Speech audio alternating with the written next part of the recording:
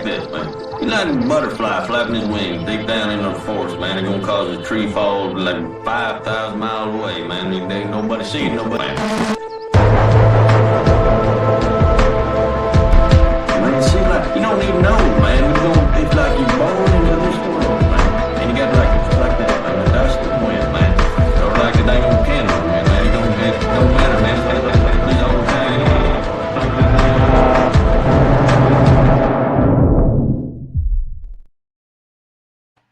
All right, Wesley Todd, welcome to the Jay Burden Show. How you doing, man? Doing good. Thanks for having me on.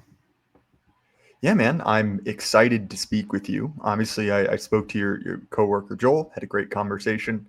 And when you and I were going back and forth in DMs, one of the things that you mentioned as a possible topic is the idea of American identity, which I think is a very good topic to address.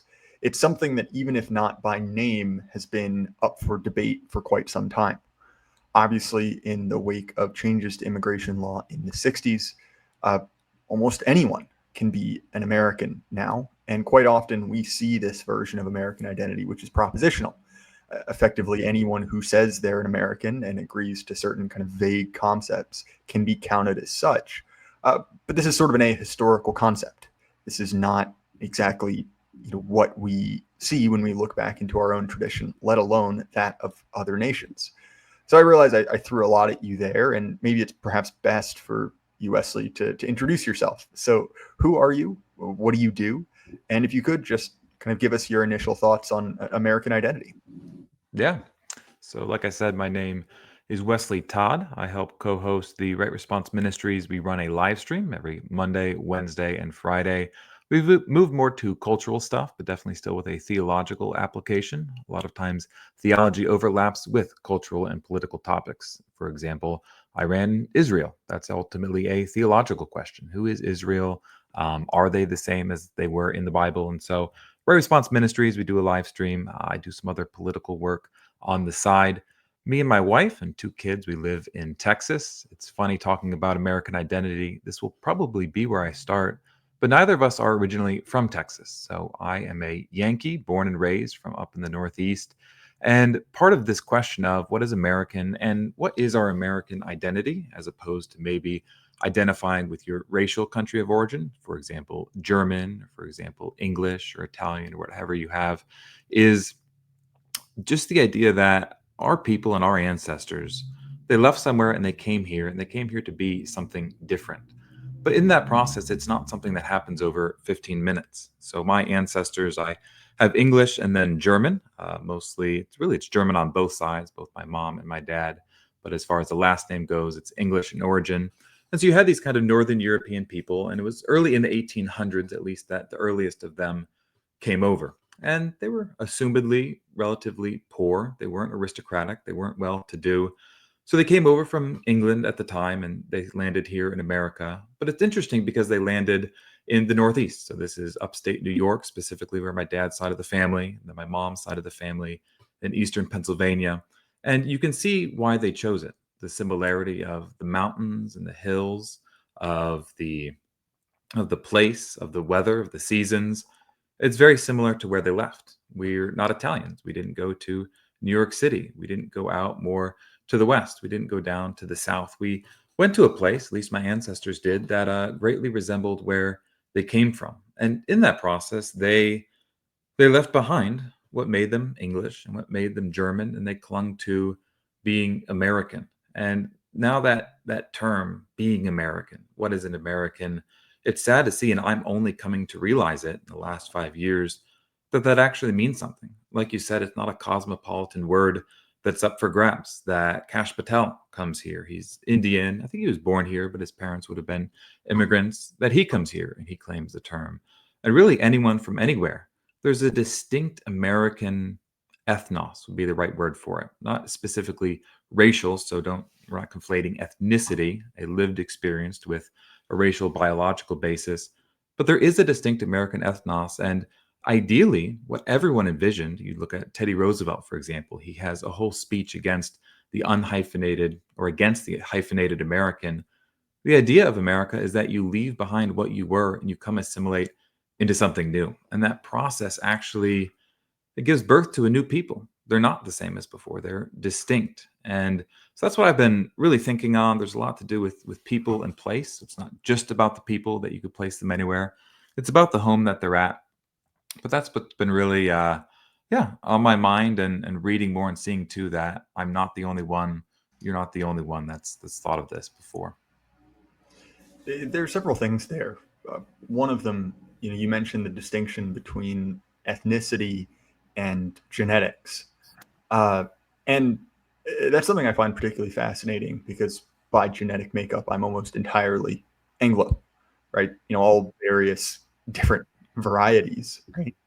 But nonetheless, that is my genetic makeup. And when I go to certain parts of what is now the UK, as it has been termed, England, I see people that look like me, right? Yeah. You'll notice a passing resemblance to certain guys who may be on the Lotus Eaters or something like that, and I like those guys, right? I get along with them. There's some kind of affiliation there. But we are very much distinctly different. We have a different culture. We have a different conception of the world, a different way in which we want to live, and that's fine, right? There's no moral judgment, and even you see a similar thing across the regions of America. Right. When I say a Midwesterner, well, certainly there is a genetic difference. There's probably a higher than average, genetic strain from Germany and certain parts of the Nordics, right? But they have their own culture, their own way of speaking. It's identifiably American, and yet I would be out of place in pick your Midwestern town. Right. Similarly, perhaps the most identifiable kind of ethnos within the U.S. is that of the American Southerner. We can talk about why that is, but I mean, there's a reason that the stock redneck character is something you see, even in kind of a derogatory sense in media. That is a distinct culture. And when we talk about American identity, much like our republic itself, it has gone through different, to use a theological word, sort of dispensations, right? There's different deals that have been done. So you have the very early settlers who are almost entirely Anglo, and very quickly you get, a new injection. Scotch Irish, right, who are largely brought into Appalachia to fight Indians. That's a very identifiable ethnic group that very quickly kind of grafts itself onto America. You've mentioned the Germans, who came in multiple waves, right? Many of them, at least a large portion, to fight in the Civil War, similarly to the Irish, and that's a new kind of dispensation of what it means to be an American. And one of the things that friend of the show Daryl Cooper talks about is that there are these different conceptions of what it means to be an American. Now, that does not mean that because there are different ideas of what it is to be an American, there is no identity there, that it can simply be constructed into whatever we want it to be. That very clearly has not worked. And in all of those groups, perhaps excepting the Italians, right?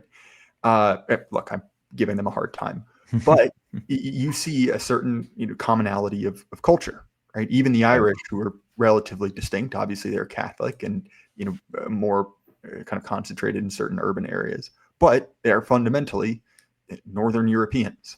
All Ben Franklin posting aside, there is a commonality of culture there. There's a commonality of what is seen to be acceptable. And I was on Oren recently, and we were talking about constitutions, right? The expression of governance. And fundamentally, that expression of governance has to be natural to the people in order to survive.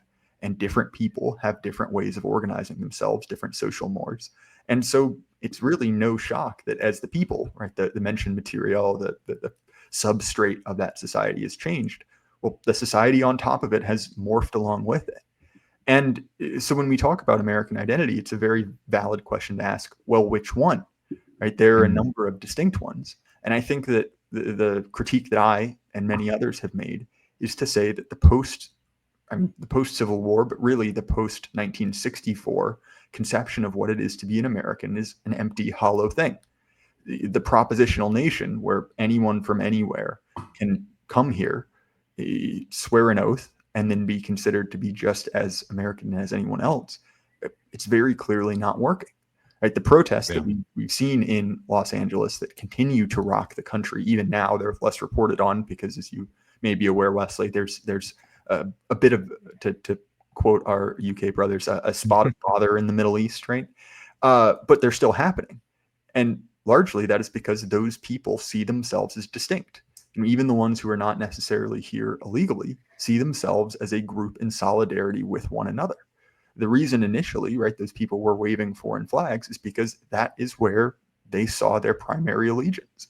When the very Mexican president of Mexico said, these are my people, we see that this feeling is apparently reciprocated, right? That both the head of state and the people there see themselves as being something else.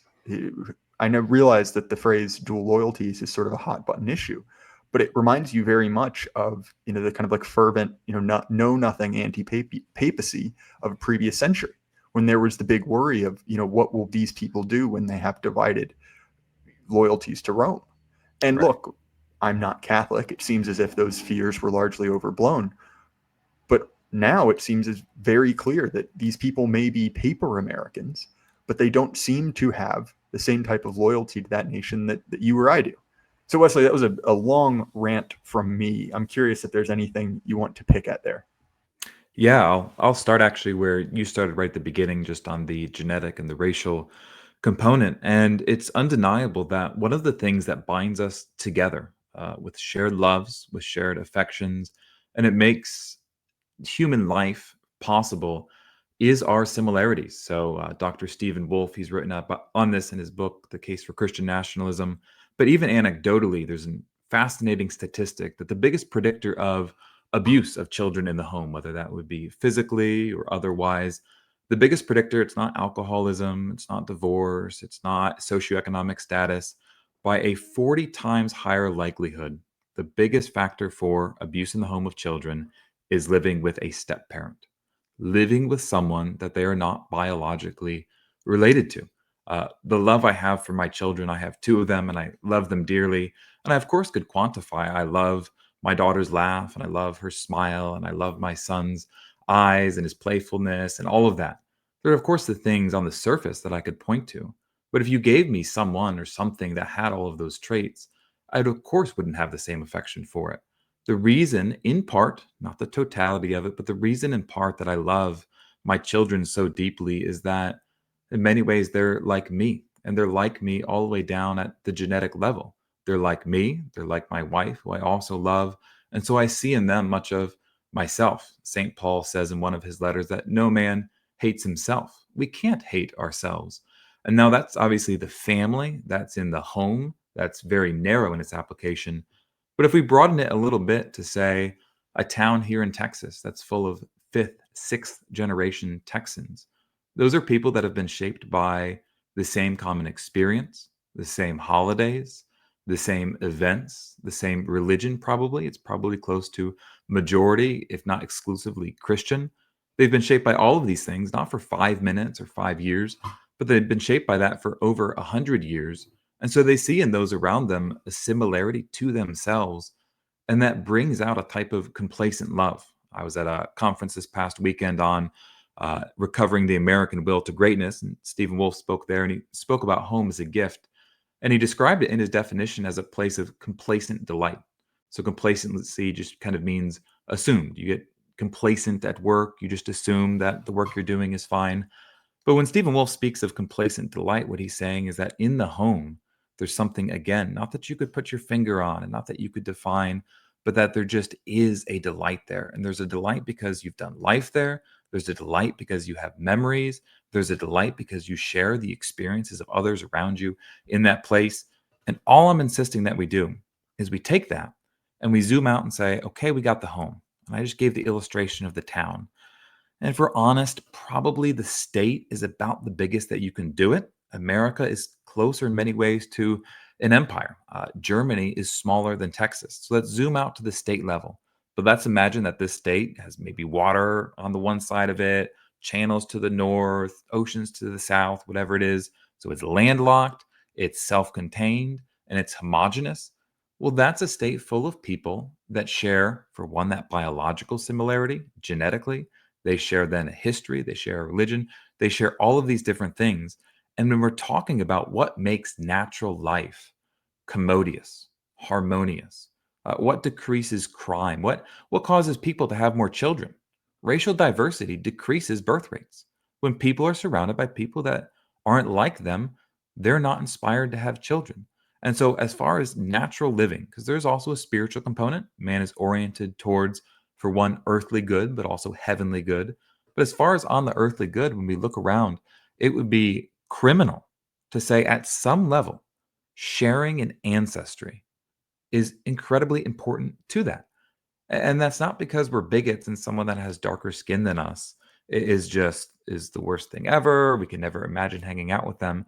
But just practically speaking, there's something inside of us. We see it with our children, we see it with our wife, we see it with those we live with, that we want to be around those that share our interests, share our religion, share our passion, and share our likeness. And when it comes to America, this was a big debate leading up to the ratification of the Constitution. This is where you have the Federalist Papers and the Anti-Federalist Papers. And some of the Anti-Federalist arguments were that America was too diverse to bring us together under one constitution, that there's too many states. You have the Articles of Confederation. A federal government simply isn't going to work. And this quote from John Jay, it's almost ubiquitous, but he pinpoints our common Anglo-Protestant European experience as the reason that we will. He says in it's Federalist Papers 2, I believe, Providence has been pleased to give us this one connected country to one united people. He says we're a people descended from the same ancestors, speaking the same language, professing the same religion, that being Christianity, attached to the same principles of government, very similar in their manners and customs. This country and its people seem to have been made for each other. And so, in even arguing for the Constitution, you have here John Jay, the first Chief Justice of the United States, saying the reason this Constitution is going to work, the reason I believe we can bring the people together, states that are distinct, yes, but underneath a federal government, is because we come from the same place, we speak the same language, we worship the same God, we share a lot in common, and that's what's going to make it happen. And so I don't think you can reduce it to that. There's guys that are race essentialists, and so they would say simply sharing biology, sharing a place, that's enough to create a cohesive people. I don't think that's all you need. You need those other elements. You need the language. You need the history. But practically, it's very hard to argue that at scale, I'm talking not just one-offs, but at scale, that your people, that you would be successful if they came from 25% every corner of the world. That simply defies logic. It just defies what we know about genetics. It defies what those who started this country, what they thought about this country. It simply doesn't make sense to me. You brought up earlier the familial connection, right? The mise. And I think one of the worst, shall we say, lies of liberalism is the idea that the most important thing in life is that the things with which you consent to. So, for instance, in Heinlein Starship Troopers, the book, not the movie, when Rico is being beaten, he's over and over again being offered the opportunity to quit. Right? The idea is that you are choosing this, and that's what matters. Consent at every level. And while sure, right, consent is obviously something that is very deeply tied to the Anglo political tradition, the most important things in life are those unchosen bonds. Okay, you chose your wife, but did you choose your father? Did you choose where you were born? And oftentimes you hear this explicitly, where you say things like, oh, well, you hear things rather like these people chose to be Americans. They came here. It's what they want. So they're more American than you and I, who simply happen to be born here. And the problem is, not only is that completely ahistorical, that is not at all how people viewed their country, their nation, but that's not what humans value most, or at least not what they should, right? These unchosen bonds are the things which shape you on a very, very deep level. And so when particularly trans activists, but also other flavors of, lefties talk about the chosen family, which is effectively your friends that you view as more important, it's very clearly a pale imitation of that thing. The line, I believe, from Chesterton, right, is that Rome was beautiful because men loved her, right? Men didn't love her because she was beautiful necessarily. I'm paraphrasing. But these deep unchosen bonds, right, the things with you are born into, shape you at a very, very deep level. And as you mentioned, you could pick any number of on-paper attributes about any other child. And well, sure, Wesley, I don't know you particularly well, but I doubt you'd mistreat another child who happened to look a lot like one of your kids, right? Of course not. But that connection, that deep, kind of soul deep connection isn't there, because that other child, even if on paper they're very similar, they're not yours. That possession implies both, a duty and also a set of reciprocal responsibilities. Now, obviously, with family, this gets a little bit messy. But when we talk about the ancient conception of filial piety, what you owe to your father is almost indeterminate from how good or bad of a father that man is. And certainly, look, there are bad fathers. I'm not going to deny that. Similarly, our country, you could make the argument it is now, is not as good as it could be. There are very real faults in it. But the reason that I love the Boers, right, the South African guys so much, is because very clearly their country hates them. Their country is not acting as a good father.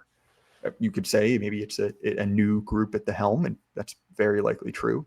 But nonetheless, many of them have chosen to stay there because they are tied to that place. That is what they are. Sure, many of them are ethnically quite Dutch or French Huguenots.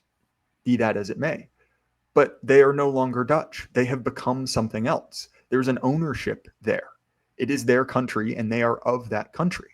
And again, right, these are the things that make life meaningful, the responsibilities. This is something that before he kind of went off into, Russian benzo addiction, Jordan Peterson was quite right about, that the thing which lends life its meaning is not necessarily that which you choose. And he is again right to say we are in a crisis of meaning. We are in a dearth of responsibility and bonds. And whether you look at it through the lens of bowling alone, right, the death of American civic institutions, or just simply look at the mass, I guess kind of you could say deaths of despair, whether due to drugs or suicide or anything else, it's very clear that this is something we lack. That this sense of belonging, identity, which is obviously very core to the idea of what it means to be an American, is gone. And these kind of fake ersatz identities, the ones that we create for ourselves, you could look at either the neo pronouns or the collection of consumer choices that for Gen Z seem to substitute for a real identity, and very clearly see, one, these people are not happy, and two, these are very weak bonds. Sure, they may trick your brain into thinking that this is what matters, but it's not enough to build a civilization on. And again, right, when we talk about, well, how do we have a civilization worth carrying on? Well, a large portion of that is a story, right? An identity where you fit into that story. And I brought up the Boers, I brought up the Southerners. Part of the reason those identities have stuck around for, relatively speaking, as long as they have, is because those people have a common story, how they got here, how they were treated, what it means to be a Boer, a Southerner, an American, anything. And obviously there's a standard built into that. The Brits were particularly good at this for a while, what it means to be English.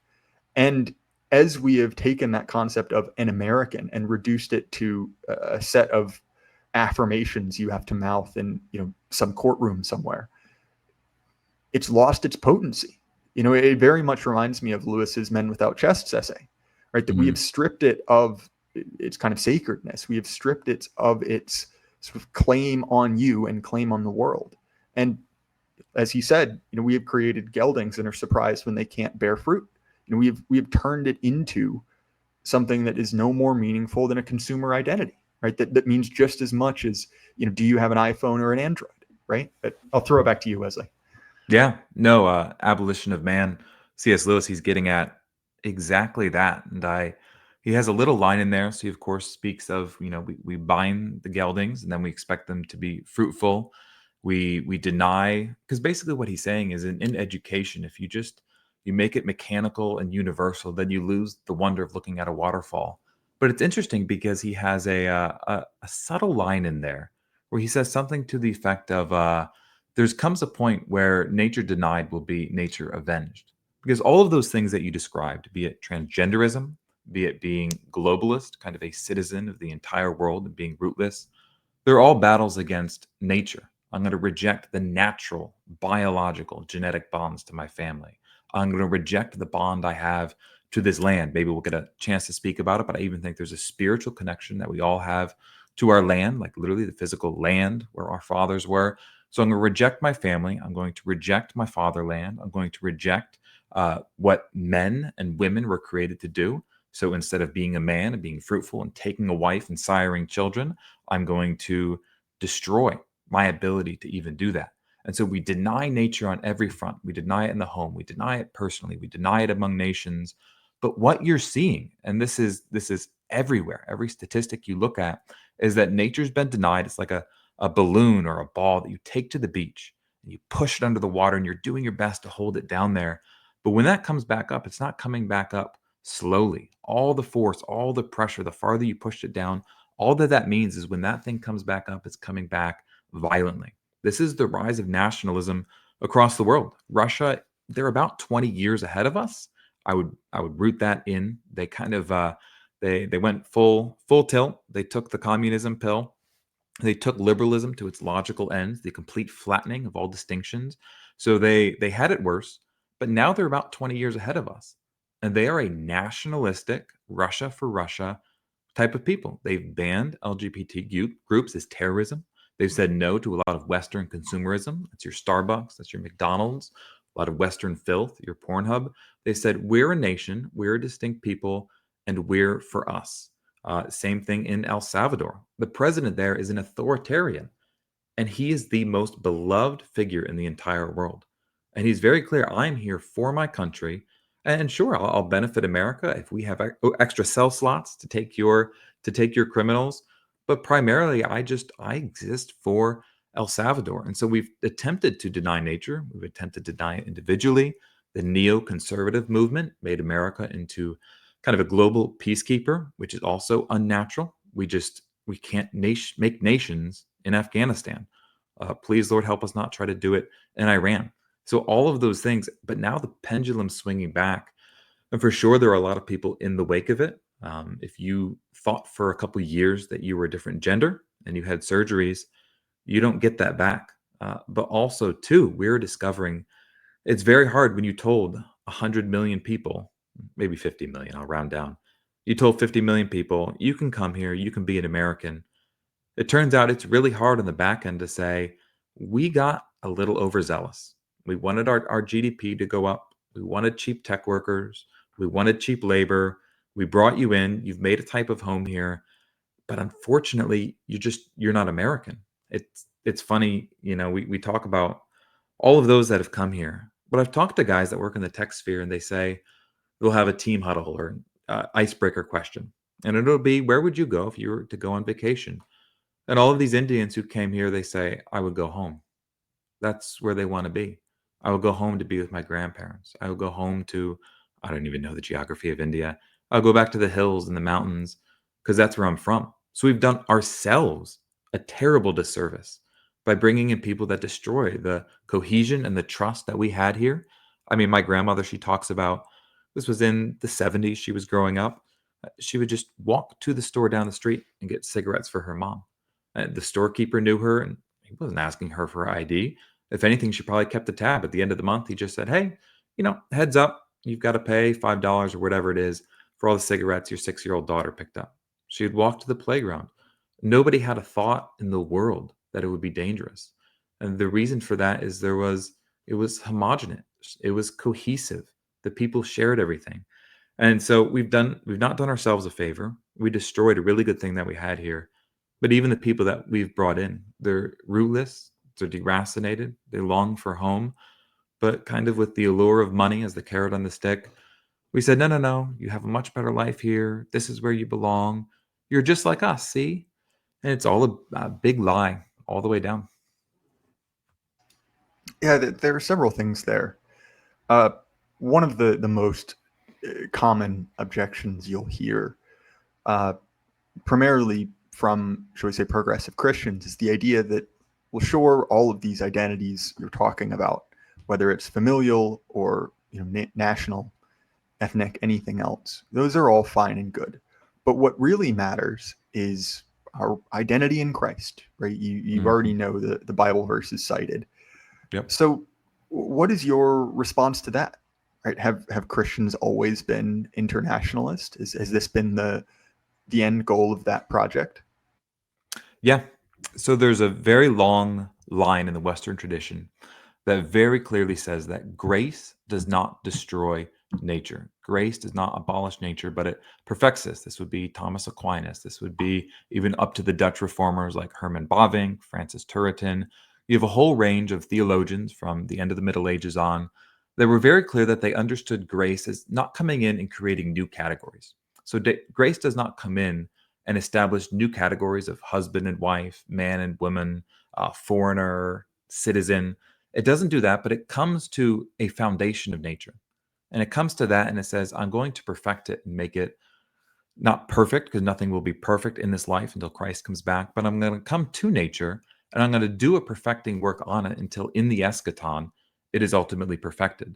And so, what that means is, for example, the gospel doesn't provide for us a gospel language. So, when I believe in Jesus, I am not taught, nor does the Bible give me verses and a new alphabet and new words. It comes to the language I already speak, and that's English for me, that's German for someone else, that's Mandarin for another individual. It comes to the language that we're in. It comes to me as a white male, 6'2", that lives in America, and it doesn't take all of those things and destroy them. Change my language, change my identity, change my citizenship. It comes to those and perfects it. So now I'm a citizen of America, and I demand that America care for its citizens. It comes to me as a father and says, I'm not making you now a spiritual father as a replacement for the children you physically fathered, but I'm making you a good father. I'm making you a good husband. I'm making you a good citizen. And so when we look at, and this now even going back, this is Aristotle and Plato and Cicero, when we look at what has been naturally provided in this world, which God made this world, so he made it that we like people that are similar to us. He made it so nations, it says in Acts, they have their boundaries. I mean, literally, if you look at the United States, we could probably be about 4 nations. And there's, I don't know, a couple mountain ranges that are really big that would be great natural barriers that one people would distinctly live on one side and have a unique mode of being. People would live on the other side. But it says that God established barriers, be it oceans, be it mountain ranges, be it deserts, and those people were meant to live there. And what grace comes in is it doesn't come in and level those mountains. It doesn't come in and make them cosmopolitan citizens of the world, but it comes in and perfects them. And so I really do hate how Christianity has been used. And it's not been always, but if we're honest, it really has been used in the last 30 to 40 years to destroy much of the particulars of life. So it takes what's particular, it takes what makes you, be it your nation you belong to, all of that, and it universalizes it. Takes your affection that should be for your kin and your fellow citizens, and it says you should send billions of dollars to orphans in Africa. Now, I care about orphans in Africa, and it's sad that there are children that are starving because of wars and criminality and corruption. A great person, great people to care for them would be the Africans that live there and can work hard and labor for them. And as for me, grace doesn't come in and say, no, no, no, you have to turn your vision to overseas to help people over there. Grace comes in and says, the love that you have for those that are here, I'm going to perfect, I'm going to make godly and not destroy. I thought this was particularly interesting when J.D. Vance several months ago brought up the Augustinian idea of order amoris, the order of loves, which conveniently I had recorded an episode of just that topic Nice. a few days before. Yep. But in that is this idea that you have concentric loyalties. Obviously, we've seen this kind of memed into existence with the proximity of affection chart, right, where conservatives tend to be quite concentrated around the people directly around them, whereas liberals are much more, I guess, universal. Yes. And it reminds me of this great line. I can't remember who it was. It might have been Lewis, no, or Chesterton. I can't remember. Where he described Lenin as someone who had a great deal of love for humanity in general and absolute disdain for every person in particular. A funny line, right? But the Yeah. idea is that our ability to care is proximate, right? The care that I have for a mudslide in Bangladesh, it's real. I'm sorry that happened. If it were proximate to me, there's certainly things to do. but it's very distant, right? Right. It honestly, largely could be any other people in any other natural disaster and achieve a similar result. Whereas if it's my town that gets hit by a mudslide, if it's my town or if it's my family, it's a much realer thing, right? It feels more, it has a harder pull on you. And that exists for any number of reasons. And the idea that all charity, which is something Christians are called to do and is a great success of the American evangelical movement, is telescopic, right? It is something all the way over there, I think is very much misplaced. And look, I don't want to say that is all American evangelicals do. I mean, look at what a great many women in our movement have done at crisis pregnancy centers and others, right? That's a very laudable thing. But it's this idea that, and it's been, as you've said, very much weaponized, that effectively the purpose of Christianity is to achieve progressive globalist goals. That is. You mind if I put some just like some brass tacks to that? Of Last course. year, a great example, the hurricanes in North Carolina. Our presidential administration was sending billions overseas. FEMA came and gave a lackadaisical response. They supposedly ran out of funds a little bit in. So you had our citizens, Americans, their children, their parents dead, the children wandering naked in the woods as we made sure to ship billions of dollars. I think it was Haiti at the time or something like that happened. Like that's awful. Our president swore in an oath to care for our people, and they die and they wander the woods naked and starve with no help from the federal government, and he's making sure everyone else in the world that their coffers are full. I hate it. It kills real people, that theology, that philosophy, and that mindset. Well, and that very neatly dovetails into my next question, which is, what is the purpose of a nation? And to me, it seems rather simplistic, but we'll go ahead with it. The purpose of a nation is to provide a home for its people, right? To assume their interests. And look, I get it. I'm not naive. There's always corruption. There's always people at the top tend to end up rather rich, but the radical displacement of Americans in the running of the American empire is extremely obvious. Look at, as we've mentioned multiple times, what seems to be a military strike in Iran, right? As of recording at roughly, 1:30 on the 19th, it hasn't happened yet, but it seems as if it's in the offing. Well, how does that benefit people like you and I, Wesley? I'll answer for you. It does not. No. It doesn't help us at all. It may enrich, certain interests in Northern Virginia, right? Certain military contractors. It, may be helpful for our, international clients, but fundamentally, it doesn't help us, the people who live here. And as with anything else, right? Authority, and this is something we see all throughout the American tradition, is reciprocal. There is a responsibility associated with that. You mentioned earlier the kind of rights and responsibilities of the head of the family, right? The patriarch, to use a loaded term. But similarly, right, if we can kind of put on our feudal hats here, well, what is a king but the father of his people, right? He is the one who bears, one, the moral responsibility to God, but also a moral responsibility to his citizenry. And look, there have always been bad kings. That is not my point at all. But when we look at something like the American Revolution, how was it justified? Well, okay, we could say it was an elite plot. It was, right? Local oligarchs basically saying we could probably get a better deal. But those men said the responsibilities placed on the British crown have not been met. This contract, and I realize I'm using consent-based language, but work with me here, has not been fulfilled. And so we will set up our own, where we are responsible for ourselves. And we can argue till we're blue in the face about, the founders. It's not my point. But to say, when we look at what lends states their legitimacy, it is effectively that. And whether we want to talk about our state, and I'm going to avoid certain terms for the sake of this going up on YouTube, but when we look at, well, what are our state's priorities, it is very clear that they are not people like you and I. And I'm glad you brought up the example of FEMA, because who did care for those people? Well, it was organizations like the Old Glory Club, which I'm a part of. We sent people there, tens of thousands of dollars, which is a very large portion of our very small budget. But the Amish did, right? There's still, teams of, the Amish down there, and I may have my critiques with them, but nonetheless, right? They're doing something noble, doing something laudable, caring for their fellow Americans.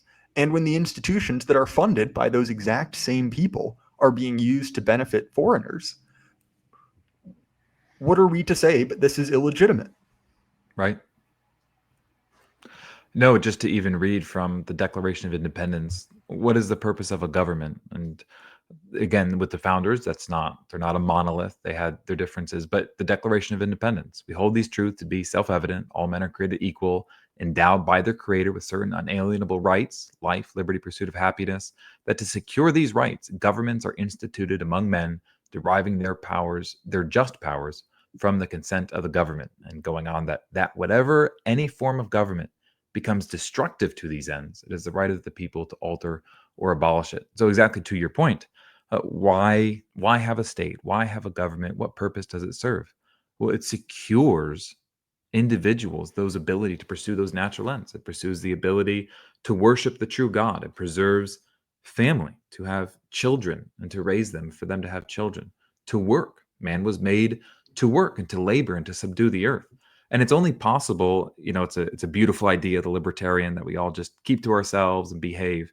But if we're being honest, like, someone has to stop big corporations from spraying pesticides that are incredibly toxic in your backyard.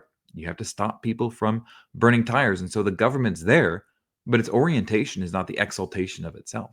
Its orientation is towards the people. And exactly to your point, the founding fathers, they said, this is not serving us anymore. This doesn't have us in mind. We are doing this, they say elsewhere, for us and our posterity, for our children.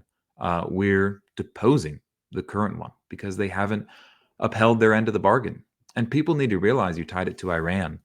Like, well, that's Kamala Harris and Joe Biden pushing for this war, right? No, actually, it's Donald Trump in many ways, and this is the failure of, especially specifically, the neoconservative movement. So the thought of Leo Strauss, Harry Jaffa, Irving Kristol, and others. The neoconservative movement is just the backside of the same coin of a displaced order of loves that is very much so looking outward. It doesn't have its people in mind. It doesn't have the American heritage in mind. It doesn't have our founding in mind.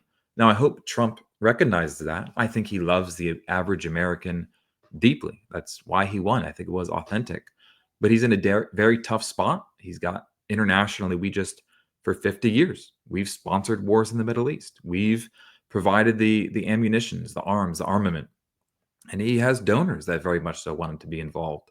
And so he's caught between the American people who love him, but are in many ways downtrodden and destitute, and a lot of money and a lot of power.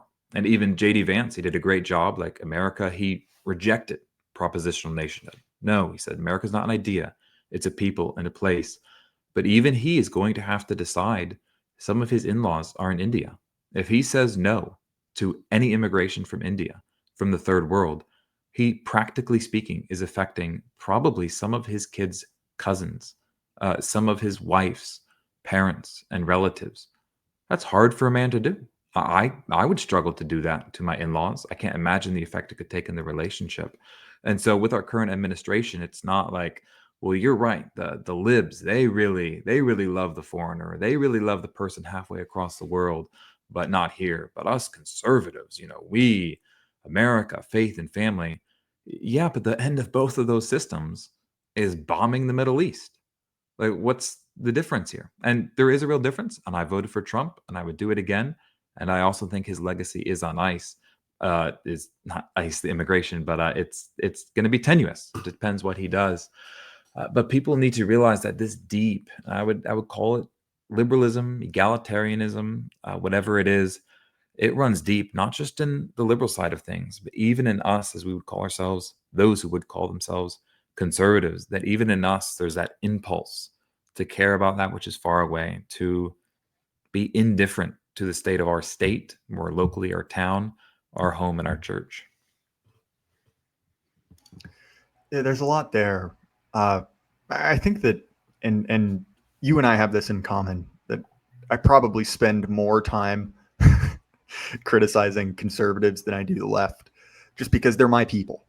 And Yeah. I see them being treated very poorly. I see them being manipulated into supporting things which do not benefit them. And there's injustice in that. I want to set that right. But one of the problems with that tendency, you could even say that personality type of the American conservative, is that their desire to maintain the pillars of our republic have been twisted.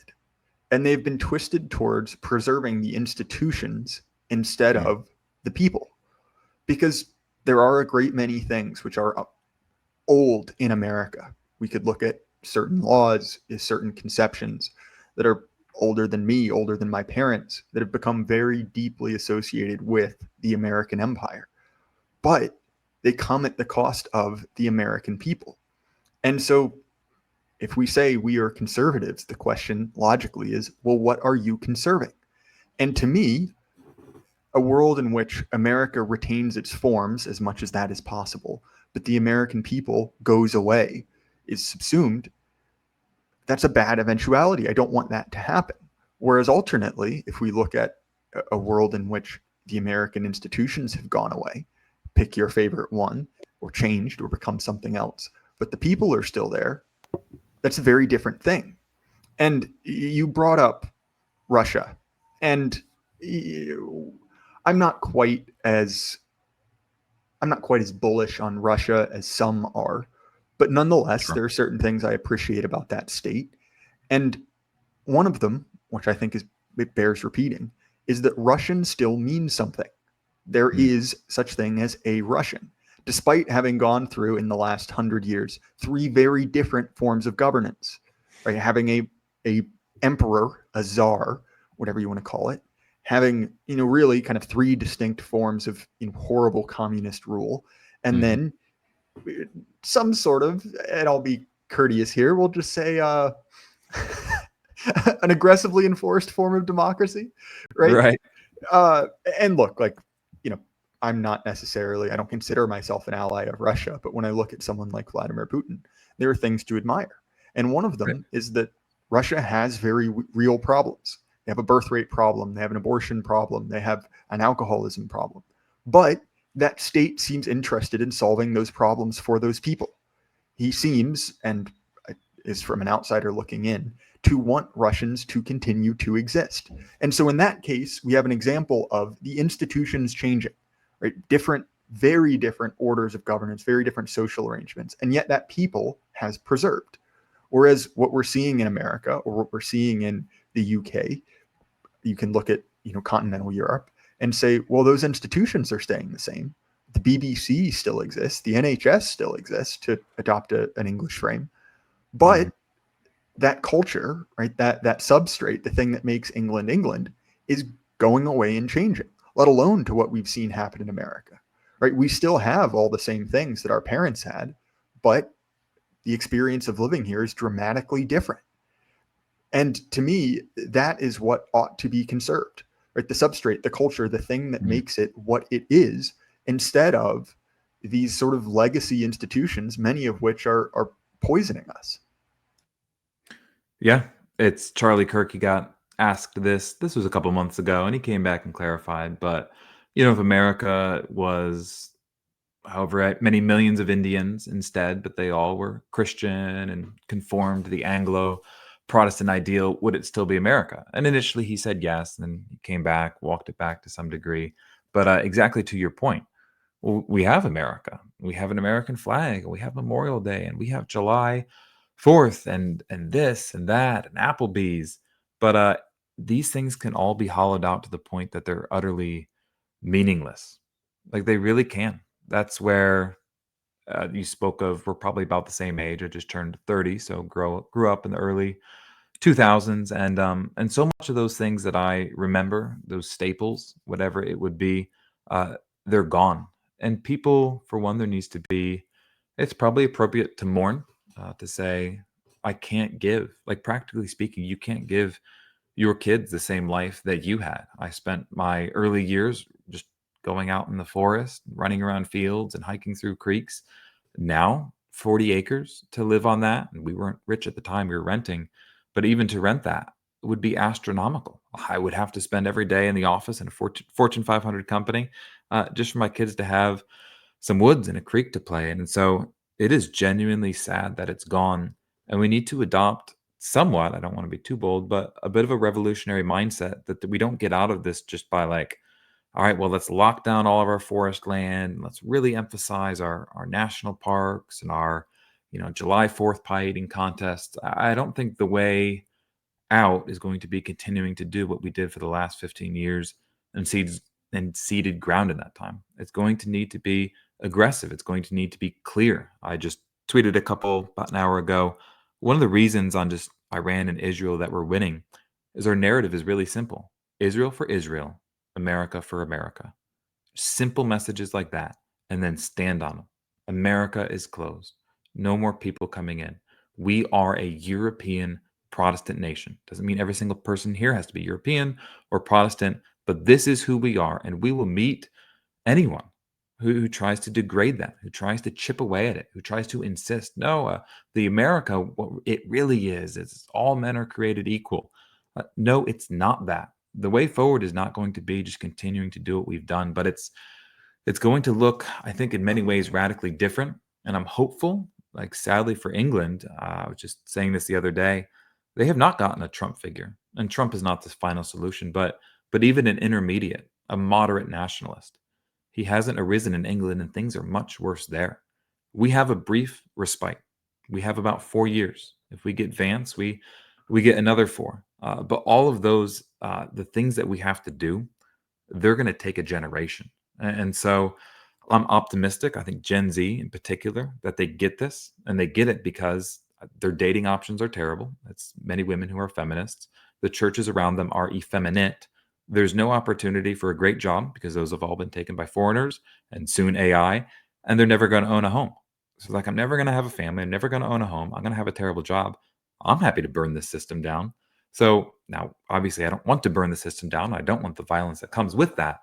But practically speaking, I think the younger generation is going to do something about it. But none of it is a foregone conclusion.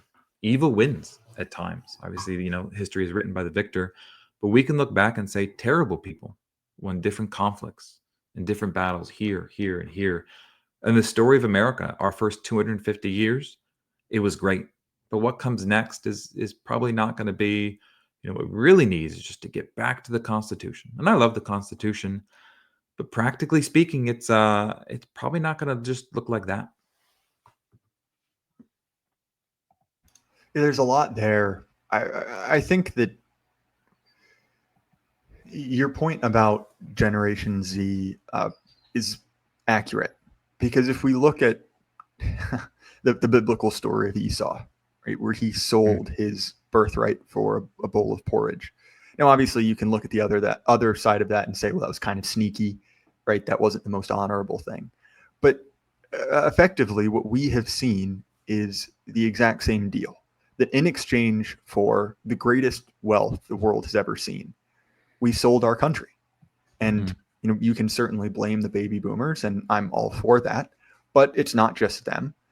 The only thing is, with each subsequent generation, the deal got a little less sweet, right? They got a little bit less out of it, to the point now where it's a very bad deal, right? The people paying for it, as you've mentioned in all of those different spheres, well, why would they shake that hand? Why would they sign on the dotted line?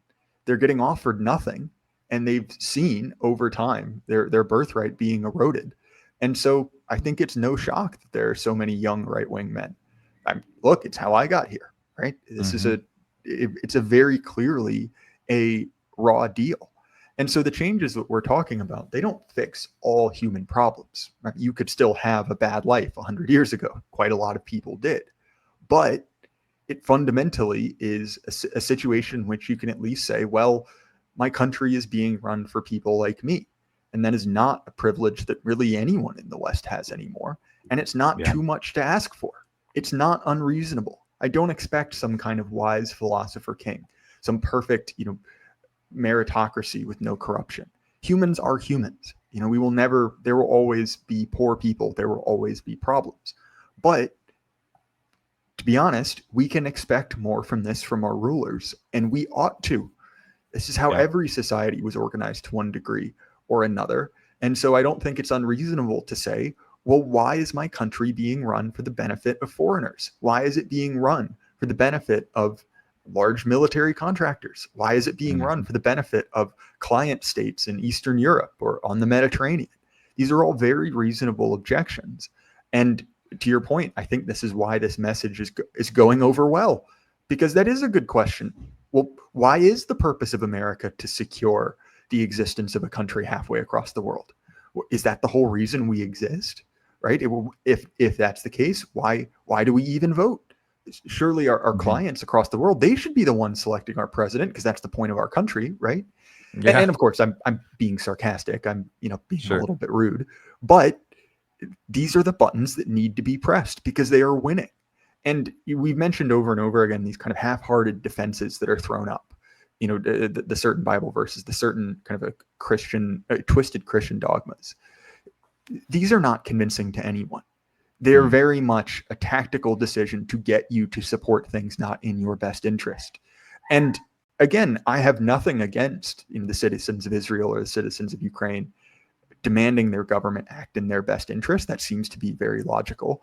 But I see no reason why I should give them the moral license to do so in my country, where I am from. So anyway, Wesley, that was sort of a final rant from me. We are fast coming up on time. If people want to find you and your work, what's a good way for them to do that? Yeah, I will just end with this, though. There's a lot of opposition to the things that me and you are saying and others. And you hear people like Ted Cruz just, 2-day crash out.